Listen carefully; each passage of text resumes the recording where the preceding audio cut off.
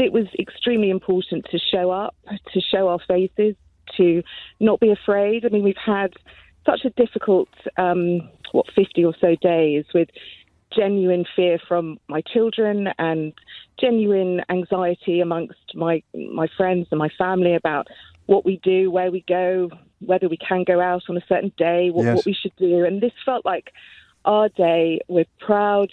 Nobody covered their faces. There was nothing that was vaguely scary or antagonistic about it. And I understand the point you make about covered faces, but I suppose people who were marching the previous day or previous weeks in solidarity with Palestinians had to deal with the British Home Secretary calling them hate marchers, even if they were pushing their pushchairs along with their children in. So is it progress, do you think, to know that the far right were not planning to mobilise, were not threatening to turn up in mob-handed to abuse you and attack you?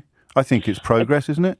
I think that's progress, but I think for the most part it was just about being present, being there. And I said to the children, we felt it was momentous. We felt like in however many years' time there might be even just a small footnote in a book, in a historical tome. It's astonishing numbers when you think about the total Jewish population in this country, and then, well over 500,000 people. There's always a bit of debate about the final numbers, but I've read 630,000 in enough places to give it some credence. It is astonishing. You use that word momentous. So something shifts inside you, does it?